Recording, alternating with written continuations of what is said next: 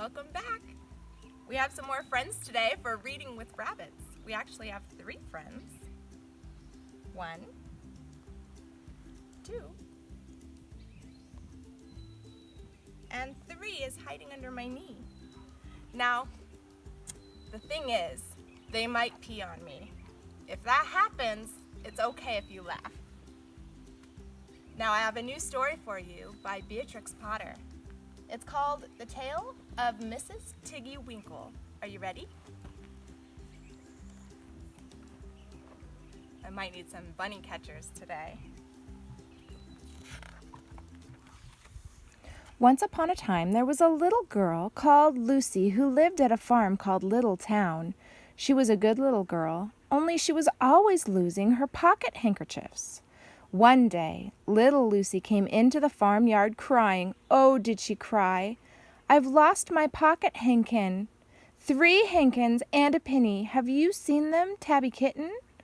The kitten went on washing her white paws, so Lucy asked the speckled hen, Sally Hennypenny, have you found 3 pocket hankins?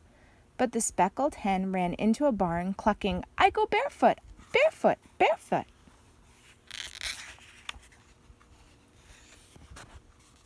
And then Lucy asked Cock Robin, sitting on a twig. Cock Robin looked sideways at Lucy with his bright black eye, and he flew over a stile and away. Lucy climbed upon the stile and looked up at the hill beyond Littletown, a hill that goes up, up, up into the clouds as though it had no top. And a great way up the hillside, she thought she saw some white things spread upon the grass. Lucy scrambled up the hill as fast as her short legs would carry her. She ran along a steep path, way up, up, up, until Littletown was right away down below. She could have dropped a pebble down the chimney. Presently, she came to a spring bubbling out of the side of the hill. Someone had stood a tin can upon a stone to catch the water, but the water was already running over. For the can was no bigger than an egg cup, and where the sand upon the path was wet, there were footmarks of a very small person. Lucy ran on and on. The path ended under a big rock. The grass was short and green, and there were clothes, props cut out from the bracken stems, with lines of plaited rushes and a heap of tiny clothespins, but no pocket handkerchiefs. But there was something else. A door straight into the hill, and inside it someone was singing, Lily white and clean, oh, with little frills between, oh, smooth and hot, rusty spot, never there be seen, oh. Who was singing?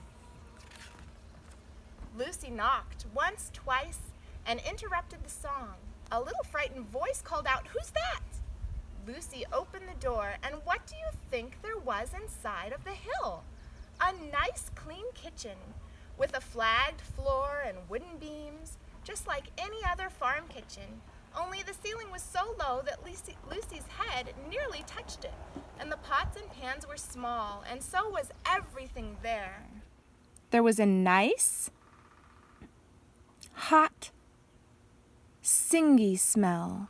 And at the table, with an iron in her hand, stood a very stout, short person staring anxiously at Lucy. Her print gown was tucked up, and she was wearing a large apron over her striped petticoat. Her little black nose went sniffle, sniffle, sniffle, snuffle, and her eyes went twinkle, twinkle, and underneath her cap, where Lucy had yellow curls, that little person had prickles. Do you see the prickles?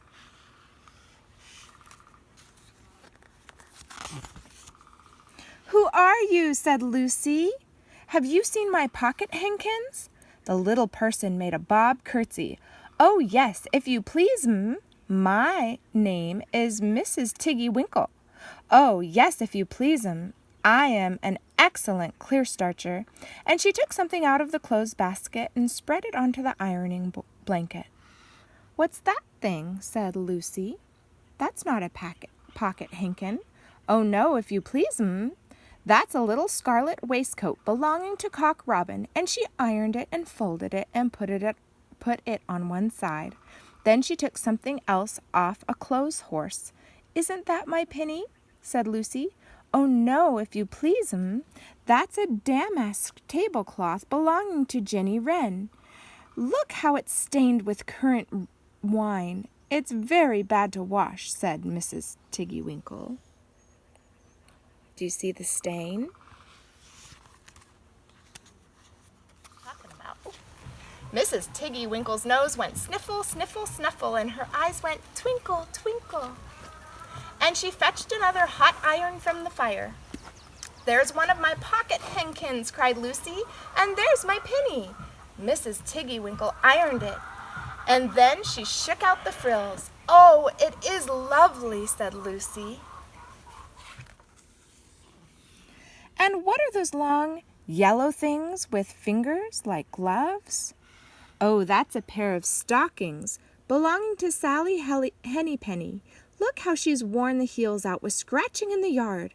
She'll go barefoot very soon," said Mrs. Tiggy-Winkle. "Why, there's another handkerchief. But it isn't mine. It's red. Oh, no, if you please, that one belongs to old Mrs. Rabbit, and it did so smell of onions. Do you remember old Mrs. Rabbit? And do you remember the onions that Peter Rabbit and his cousin wrapped up in the handkerchief?" "I've had to wash it separately. I can't get out the smell."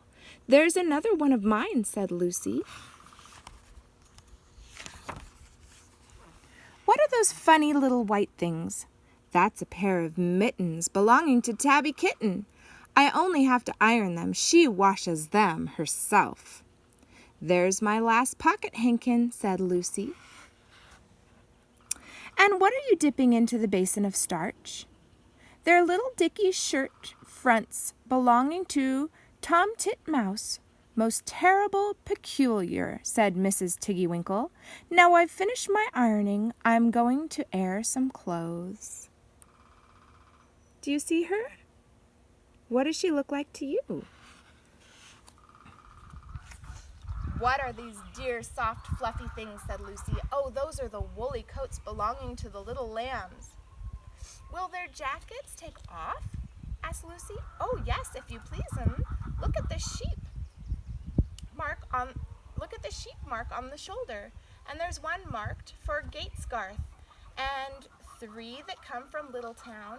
They're always marked at washing," said Mrs. Tiggy-Winkle. And she hung up all sorts of sizes of clothes, small brown coats of mice, and one velvety black moleskin waistcoat, and a red tailcoat with no tail belonging to Squirrel Nutkin, and a very much shrunk blue jacket belonging to Peter Rabbit. Do you remember Peter Rabbit? And a petticoat, not marked, that had gone lost in the washing, and at last the basket was empty. Then Mrs. Tiggy-Winkle made tea, a cup for herself and a cup for Lucy, and they sat before the fire on a bench and looked sideways at one another. Mrs. Tiggy-Winkle's hand holding the teacup was very brown, very, very wrinkly with soap suds, and all through her gown and her cap there were hairpins sticking wrong end out, so that Lucy didn't like to sit too near. Do you see the prickles? They look like hairpins sticking out, don't they? That's what Lucy thought. When they had finished tea, they tied up the clothes in bundles, and Lucy's pocket handkerchiefs were folded up inside her clean penny and fastened with a silver safety pin. And then they made up the fire with turf, and they came out and locked the door, and they hid the key under the doorsill. There they're hiding the key.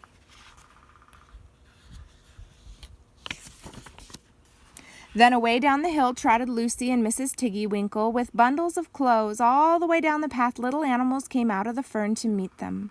The very first that they met were Peter Rabbit and Benjamin Bunny. Do you remember them? And she gave them their nice clean clothes, and all the little animals and the birds were so very much obliged to dear Mrs. Tiggy-Winkle, so that at the bottom of the hill, when they came to the stile, there was nothing left to carry except Lucy's one little bundle. Lucy scrambled up the stile with a bundle in her hand, and then she turned to say good night, and to thank the washerwoman. But what a very odd thing! Mrs. Tiggy-Winkle had not waited either for thanks or for the washing bill. She was running up the hill, and where was her white frilled cap, and her shawl, and her gown, and her petticoat? And how small she had grown, and how brown and covered with prickles! Why, Mrs. Tiggy-Winkle was nothing but a hedgehog! Now, some people say that little Lucy had been asleep upon the stile, and then how could she have found 3 clean pocket handkins and a penny pinned with a silver safety pin? And besides, I have seen that door in the back of the hill called Cat Bells. I am very well acquainted with dear Mrs. Tiggy-Winkle. Some people don't believe, but some people do. And that's Mrs. Tiggy-Winkle by Beatrix Potter. Thanks for coming again to Reading with Rabbits with Miss Shahela, and I will see you soon. Say bye. Bye.